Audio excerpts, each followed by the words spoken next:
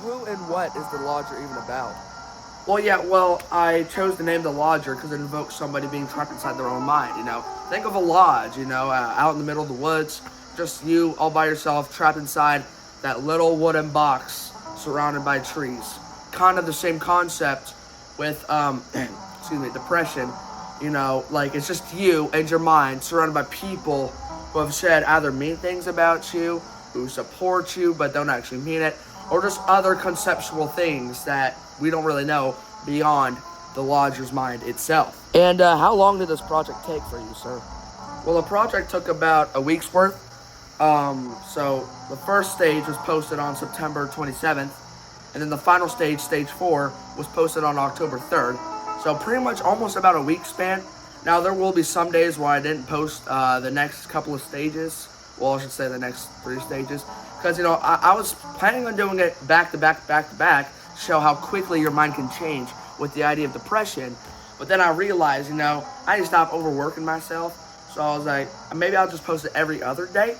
But otherwise, that's how long it took for this whole project to be built. I mean, it started with just this small desk at my dad's house. Then I moved over to my mom's house the next week. And then I finished it off from stage 2 to stage 4 from there. When Ethan conceived The Lodger, he didn't think anything of it.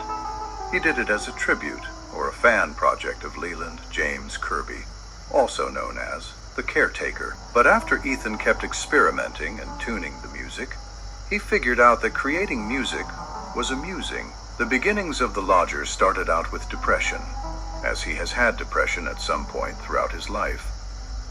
Since he had depression, he figured out a way to create music in the style of the Caretakers, using song samples and tuning it into his own way. Depression, how'd you come up with that? As somebody who has had depression in my life, the first I got was stage 3. And if you listen to the stage 3 album, you can hear these random weird noises like beep, boom, boom, boom, beep, boom, boom. Off the walls. That's like, for reference, a ping pong ball bouncing either side on your cranium, because your mind is going berserk. You can't figure out what to do. There's voices saying this, voices telling you that, and your mental clarity is declining. The true definition of the word lodger means that someone who rents a room inside another person's home but doesn't truly belong to it. They have space, but not ownership. When relating this to depression, you could think of it as a metaphor for how depression can inhabit the mind. It moves in quietly, occupies part of a person's inner home, but doesn't take over completely. The person still owns themselves, yet they no longer feel fully in control. Depression, like a lodger, might seem temporary at first, something that will leave soon, but then it lingers. It changes how the house feels from the inside. Rooms once full of light feel dimmer. Everyday routines start to revolve around its presence. And even though the person still runs the house, they can't ignore that unwanted tenant in the corner room. Why do you wear sunglasses all the time? The lodger's identity shall remain hidden, Why is that? for reasons I cannot state. When you think about the works and efforts that go into the project of the lodgers, nowhere through the weight of days, that was first from the inspiration of the Caretaker about dementia. But since Ethan was diagnosed with depression a while ago, he made a fan project on this subject. Now, depression, like dementia, is a dark subject in its whole totality, but a subject that Ethan has treated with maximum respect.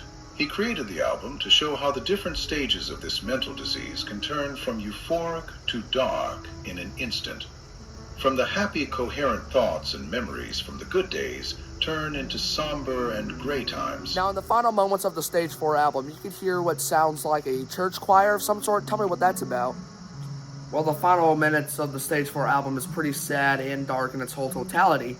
I mean, that's the person finally snapping, if you get what I'm saying, and his soul being pushed up to the afterlife. That's why the church choirs are supposed to represent the angels singing, basically symbolizing that your long suffering is over, you're free. Once again, the pain and the mental sorrow that you've been burrowing deep down in your mental caverns for a long time is finally over. On the day of October 18th, 2025, the lodger will then release Descent Through the Velvet Twilight, which is an album based on the lodger coming back to this world and his recovery process. The description goes as follows. The lodger has been revived and brought back to life and is seeking help. The different songs that you will be hearing represent his recovery. Godspeed, lodger. Godspeed. This description explains the album in all just a recovering process of the lodger. From denial to revelation, the process of overcoming denial is the rejection or disowning of truth and moving towards revelation, which is the act of making a truth known or understood. Initially, denial acts as a defense mechanism where a person refuses to acknowledge the reality of their depression, helping them cope by temporarily numbing the pain. As they move beyond denial, the difficult emotions surface, leading to a deeper awareness and acceptance of their condition.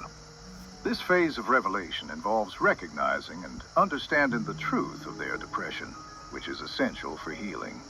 Through this process, the individual transitions from rejecting painful truths to embracing them with insight, enabling steps toward recovery and emotional renewal. This shift from denial to revelation mirrors the stages of grief and highlights the importance of acknowledging reality as the foundation for overcoming depression.